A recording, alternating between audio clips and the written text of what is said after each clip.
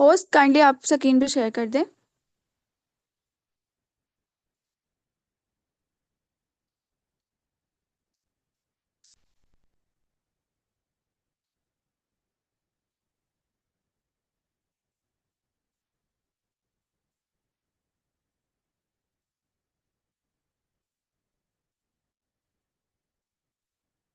जी मोहम्मद अली, मेरी आवाज़ क्लियर आ रही है?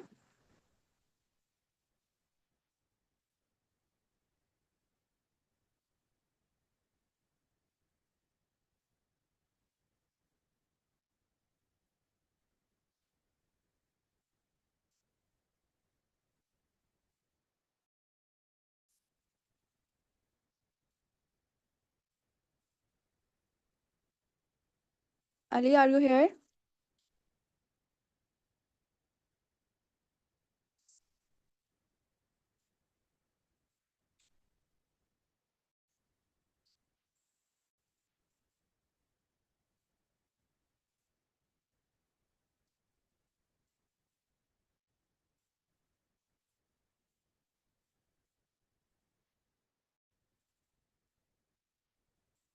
चलें ठीक है, अब नेक्स्ट स्लाइड करें आप। यस मैम, स्क्रीन शेयर हो रही है काइंडली फर्स्ट आपको। स्लाइड।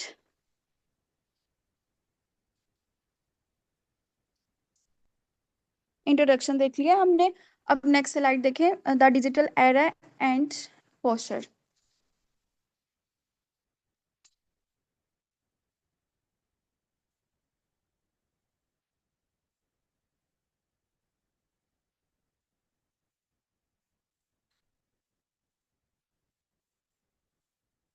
चलें, आज का डिजिटल एरा में हम टेक्नोलॉजी हमारी बॉडी की जो है वो एक्सटेंशन बन गई है। जैसा कि आप जानते हैं, work from home, online classes, social media, हम रोज़ जो है वो 8 से 10 घंटे या इससे भी ज़्यादा जो है वो स्क्रीन के सामने जो है वो गुजारते हैं। प्रॉब्लम तब आती है जब हम कंटिन्यूसली एक ही जगह पे बैठे रहते हैं, एक ही पोस्चर में बैठे रहते हैं। ठीक है। स्पेशली जो है वो झुक के बैठते हैं, झुक के बैठने को कहते हैं स्लाउच पोजीशन। ठीक है। तो ये या तो हमारी नेक जो है वो फॉरवर्ड होती है या स्लाउच। मतलब कि एक तो होती है पोजीशन झुक के बैठने वाली। इसमें क्या होता है कि हमारी जो नेक है वो फॉरवर्ड होती है। आगे जो है वो मैंने पिक्चर्स भी दिखाई हुई हैं, तो वो आपको इससे आइडिया हो जाएगा। यही जो प्रोलॉन्ग फॉरवर्ड पोस्चर होता है ना, ये हमारे मसल जॉइंट्स और जो है हमारी स्पाइन पर लोड डालता है, जिसे हम कहते हैं पोस्चर स्ट्रेस। पोस्चर स्ट्रेस क्या होता है कि हमारे जो मसल जॉइंट्स और स्पाइन है, इस पे जो है वो स्ट्रेस इंक्रीज होता है। हम बैड पोस्चर की वजह से इसको बोलते हैं पोस्चर स्ट्रेस। तो नेक्स्ट स्लाइड करें।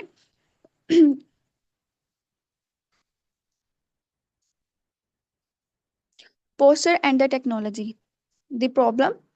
इसमें क्या आती है कि प्रॉब्लम्स क्या आती हैं इन पोस्चर में हमारे। सबसे पहले जो है वो पोस्चर का मतलब होता है कि हमारी बॉडी के अलाइनमेंट किस तरह हम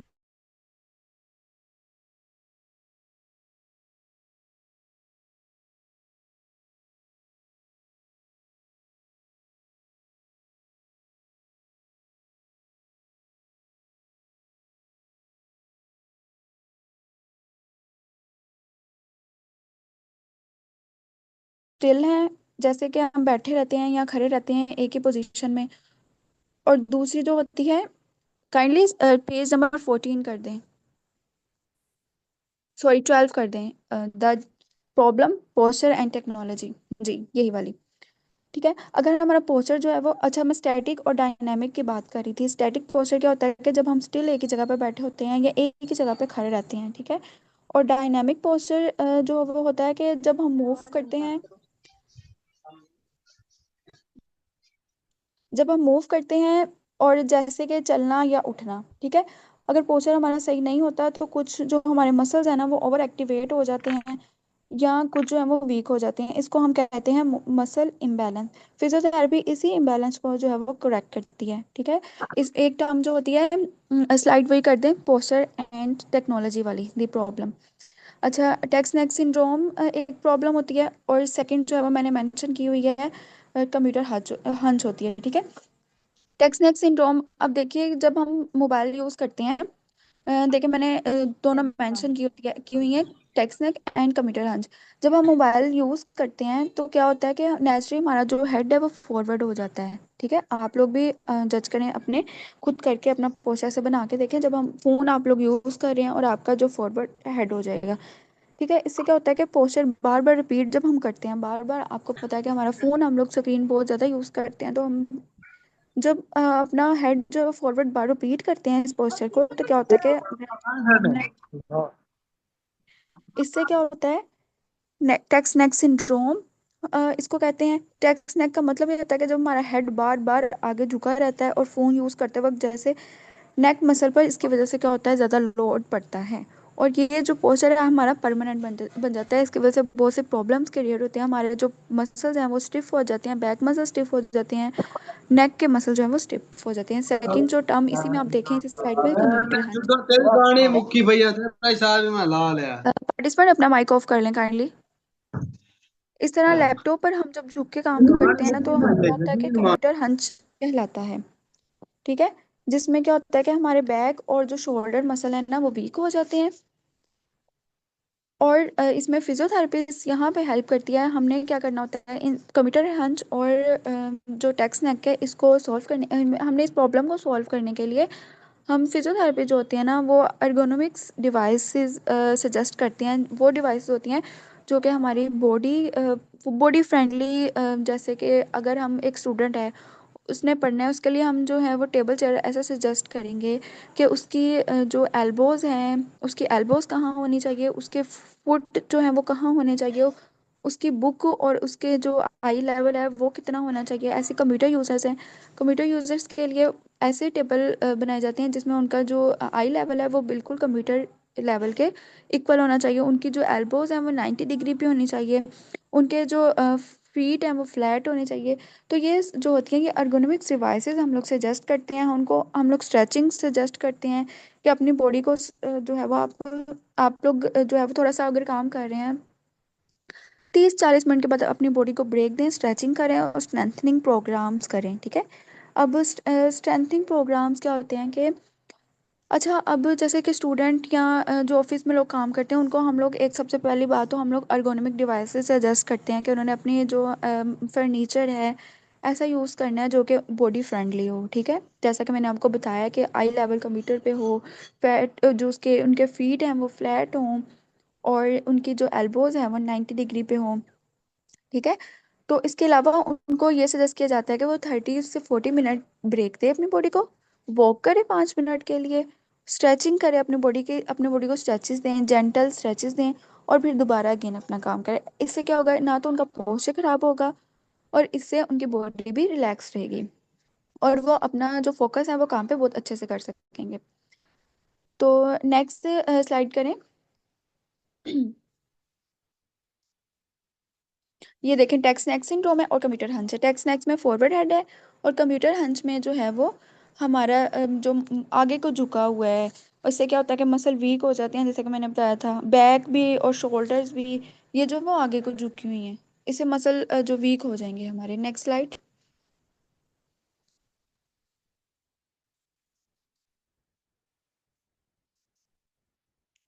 होस्ट नेक्स्ट स्लाइड कर दें काइंडली जी। Computer posture issues. अब क्या होता है कि फॉरवर्ड हेड पोस्चर है, इसमें क्या होता है कि जब हेड जो है वो कंटिन्यूसली कॉन्स्टेंटली अपनी आगे होता है ना, इससे नेक पेन होती है, हेड होते हैं, शोल्डर टेंशन इंक्रीज हो जाती है। ठीक है, फॉरवर्ड हेड पोस्चर जैसे कि मैंने आपको पीछे एक्सप्लेन किया है। नेक्स्ट राउंडेड शोल्डर, इससे क्या होता है कि जो हमारे चेस्ट के मसल्स हैं ना वो टाइट हो जाती हैं, हमारे शोल्डर जो है वो राउंड हो जाती है। नेक्स्ट पिक्चर भी होगी तो आपको आगे मैं दिखाऊंगी। हमारे जो फॉरवर्ड जो हमारे शोल्डर्स हैं वो राउंड पोजीशन में हो जाती हैं। इससे क्या होता है कि हमारे बैक के मसल्स हैं वीक हो जाते हैं और जो हमारे आगे चेस्ट के मसल हैं वो टाइट हो जाते हैं। अपीयरेंस भी ऐसे लगती है कि झुकी हुई अपीयरेंस लगती है पर्सन की। नेक्स्ट है लोअर बैक पेन। इसमें हम लोग बहुत ज़्यादा देर तक बैठेंगे या पुअर अपनी लंबर सपोर्ट इससे जो है वो इंक्रीज होती है ना, मतलब कि हमारी जो लंबर है, बैक बैक है, उसकी जो सपोर्ट है वो इससे मतलब कि प्रोलॉन्ग सिटिंग और पुअर लंबर सपोर्ट से होती है ये लोअर बैक पेन। ठीक है, जब हम एक ही पोजीशन पे रहेंगे और इतनी ज़्यादा देर तक बैठे रहेंगे तो क्या होगा कि हमारी जो है वो सपोर्ट ही लंबर मसल्स की लंबर एरिया की वो कम वीक हो जाएगी। नेक्स्ट टर्म है रेपिटेटिव स्ट्रेन इंजरीज। इसमें क्या होता है कि जब सेम मूवमेंट में हम बार बार ये ना सेम मूवमेंट की वजह से होती है, जब हम जैसे हम टाइपिंग कर रहे हैं या हम लोग जो है वो फोन स्क्रॉल हैं तो हमारी जो रिस्ट एल्बो या फिंगर्स है ना इनमें स्ट्रेन हो जाता है, ये इंजरी हो जाती है। एक पोजीशन को बार बार रिपीट करना, जैसे कि हम कीबोर्ड पर टाइपिंग कर रहे होते हैं तो इससे क्या होता है कि एक ही पोजीशन बार बार होती है, इससे जो है वो स्ट्रेन होने का चांस होता है। फिजियोथेरेपी इन कंडीशंस को डिटेल असेसमेंट के करते हैं, देखते हैं असेसमेंट के बाद, और मसल्स को जो है वो बैलेंस के लिए में लाने की कोशिश करते हैं। स्पेसिफिक स्ट्रेचेस और एक्सरसाइज रिकमेंड करते हैं ताकि जो है वो इनको पेशेंट को रिलीफ मिल सके। नेक्स्ट स्लाइड करें, health impact of poor posture. अच्छा ये वाली पिक्चर शो करवाएं, बैक करें। फॉरवर्ड हेड पोस्चर था, इसमें जो है वो मैंने आपको जैसे बताया, पहली पोजीशन जो है वो करेक्ट हेड पोस्चर है, ठीक है, इसमें बिल्कुल अलाइनमेंट में है बॉडी। लेकिन जो नेक्स्ट है फॉरवर्ड हेड पोस्चर है, इसमें जो है वो सर जो है वो आगे को झुका हुआ है, इससे क्या होता है हमारे नेक के मसल स्टिफ हो जाएंगे। नेक्स्ट जो है वो राउंडेड शोल्डर्स है, इसमें देखें सेकंड वाली पिक्चर में बॉडी अपने अलाइनमेंट में है गुड पोस्चर में, लेकिन जो बैड पोस्चर में तो उसमें क्या है कि बैड जो नेक और बैक के मसल्स है ना वो जो है वो वीक हो जाते हैं, और फटीग, इससे फटीग काज करते हैं, और इससे जो है हम अपना काम पे कंसंट्रेट जो है वो कम करते हैं, मतलब कि हम पेशेंट में इतने बियर ही नहीं कर सकता कि वो ज़्यादा कंसंट्रेट करे अपने काम को। नेक्स्ट स्लाइड करें, रेपिटेटिव स्ट्रेन की पिक्चर शो करवाएं जी, ये वाली देखें। जैसा कि मैं आपको कह रही थी कि टाइपिंग जब हम करते हैं कि मूवमेंट बार बार रिपीट करते हैं अ, तो ये जो है वो स्ट्रेन काज करती है। इसके लिए क्या है कि हमने ब्रेक देनी है, 30 to 40 मिनट्स काम कर लिया अपने, हमने ब्रेक लेनी है। हैंड जो है वो हैंड मसल्स की हमने स्ट्रेचिंग कर लेनी है, आर्म मसल्स की स्ट्रेचिंग कर लेनी है, ठीक है, ताकि वो भी थोड़े से मसल जो है वो रिलैक्स हों। Next slide.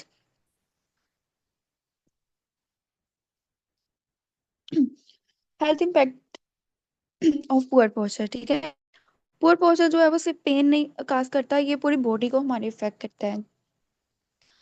जैसे कि अगर हम इसको जो है वो ऑब्जर्व करेंगे ना तो ही हमें पता चलता है, वरना कुछ लोगों को पता ही नहीं होता कि हम लोग जो है वो यूज़ कर रहे हैं, ज़्यादा देर पढ़ रहे हैं एक ही पोजीशन में, तो हमारे क्यों हमारी बॉडी जो है वो अनकंफर्टेबल है, हमारे क्यों पेन हो रही है, स्टिफ हो रही है।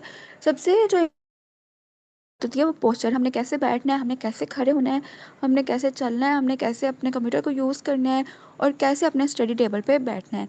ये सब सब हम लोग जो है वो अगर ऑब्जर्व करके अच्छे से अपना गुड पोस्चर रखेंगे तो हमारी जो है बॉडी की स्टिफनेस इससे बहुत ज़्यादा हो सकती है। ठीक है, अब फिजिकल जो है वो इसमें आता है। फिजिकल में क्या होता है कि हमारे मसल फटीग हो जाते हैं या टाइट हो जाते हैं, ठीक है, स्पाइन की जो नेचुरल कर्व होती है ना वो डिस्टर्ब हो जाती है। और रिस्पिरेटरी इसके क्या मतलब, ये हम लोग पढ़ रहे हैं ना कि पुअर पोस्चर की वजह से हमारी बॉडी पे क्या क्या इफेक्ट्स हो सकते हैं। रिस्पिरेटरी अगर देखें तो झुके हुए जो पोस्चर होते हैं ना उससे क्या होता है कि हमारा लंग जो है पूरा एक्सपैंड जो है वो नहीं कर सकता, ऑक्सीजन इनटेक जो है वो कम हो जाती है। अगर हम डाइजेस्टिव सिस्टम में देखें तो हमारा स्टमक जो है वो, अगर हम झुके हुए हैं तो हमारा स्टमक जो है वो ऑटोमेटिकली कंप्रेस हो जाएगा ना, उससे जो है वो क्या होगा, डाइजेशन स्लो हो जाती है। साइकोलॉजिकल पुअर पोस्चर से स्ट्रेस और जो है वो लो कॉन्फिडेंस जो है बढ़ता है। और यहाँ पर फिजियोथेरेपी जो होलिस्टिक अप्रोच देती है, होलिस्टिक अप्रोच क्या होता है कि हमने एक पर्सन आया है हमारे पास, हमने उसको होल मतलब होल बॉडी को हमने ट्रीट करना है, ना कि हम एक डिजीज को ट्रीट करें। जैसे एक सिस्टम है उसमें क्या होता है कि हम फोकस करते हैं होल बॉडी पे, ना सिर्फ मतलब होल ग्रुप है ना, ग्रुप पे हम फोकस करते हैं, ना सिर्फ एक पर्सन पे। ऐसे ही क्लिनिक्स हेल्थ केयर में देखा जाए तो हम पर्सन की हर प्रॉब्लम को देखते हैं। हम फिजियोथेरेपी जो है वो क्या करते हैं, पर्सन के पेन के साथ साथ, अगर उसको पेन का इशू आपके पास आया, हमने उसकी लाइफस्टाइल, डाइट, एंजाइटी, स्ट्रेस, उसके वो अपने जो है वो लाइफ का उसका स्टाइल क्या है कि वो कैसे जैसे उसमें पोस्चर आ जाता है।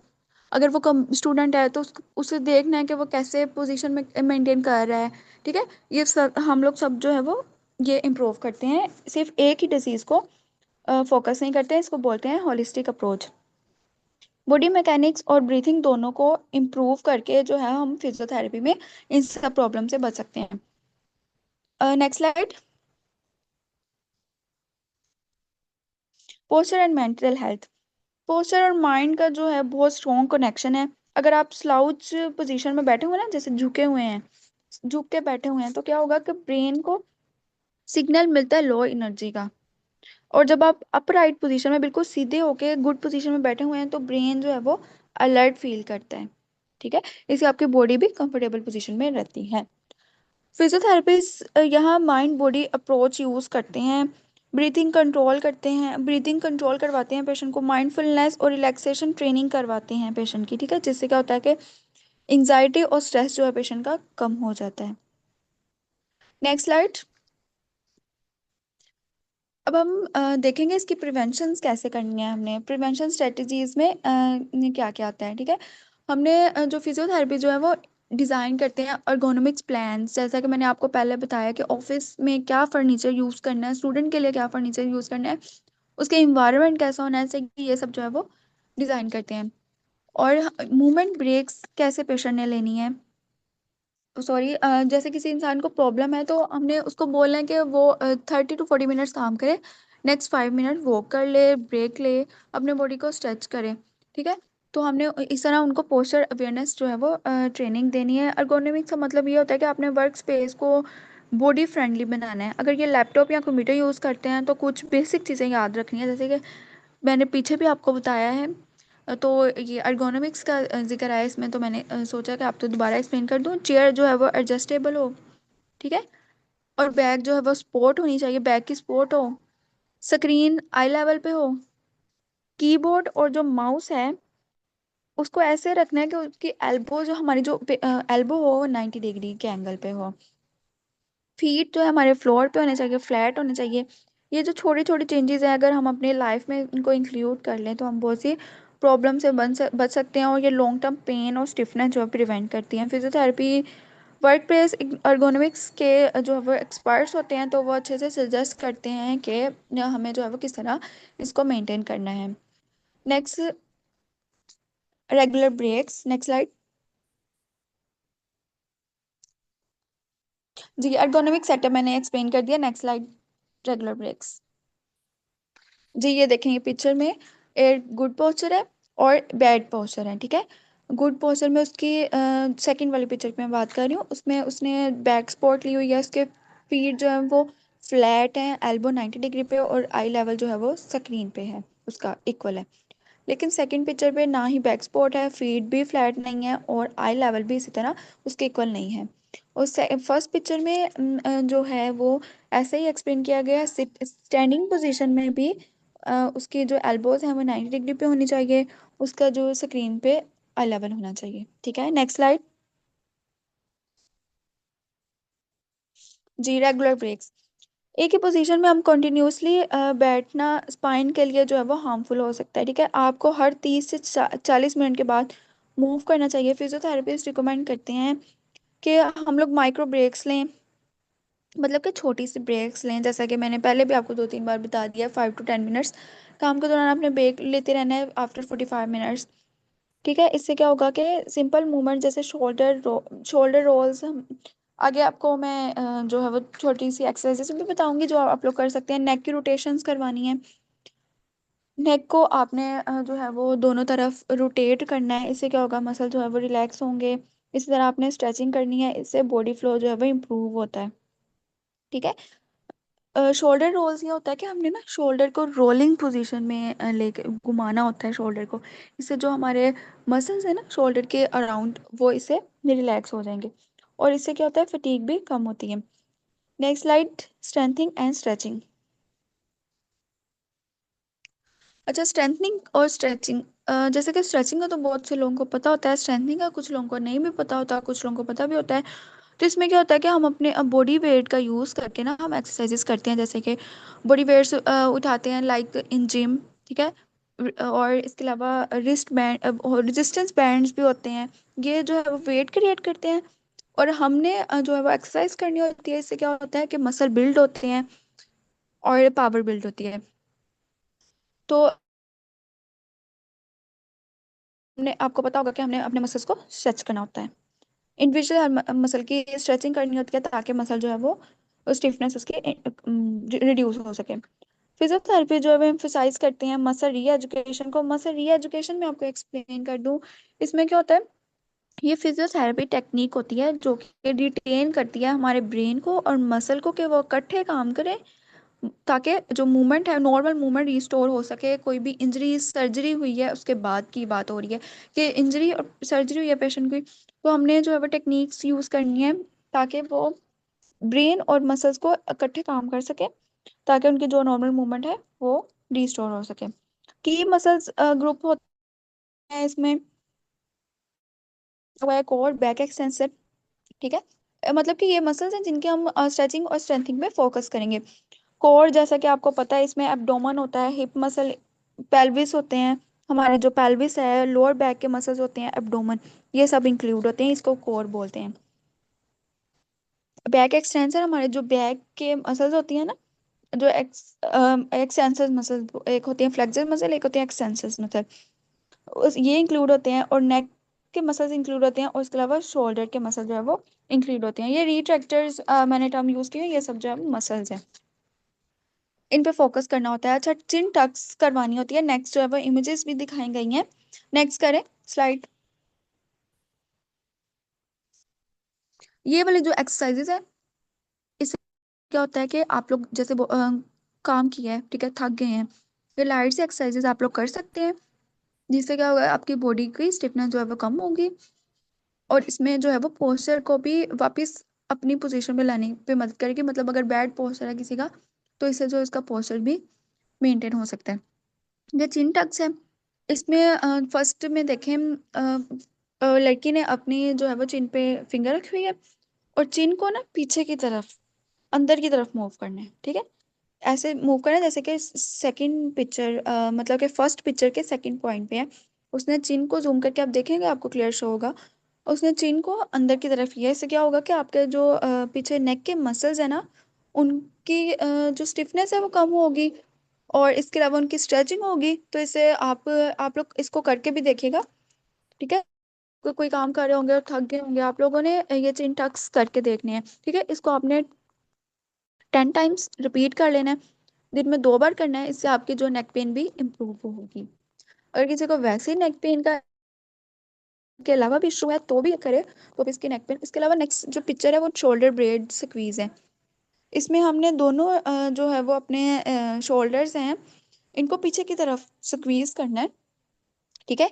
इससे क्या होगा कि आपके जो है वो आगे चेस्ट मसल्स की भी स्ट्रेच, ठीक है, वो भी, उसकी भी फटीग इससे कम होगी, और उसकी पेन भी कम होगी। और इसके अलावा आपको बैक में भी इसको आप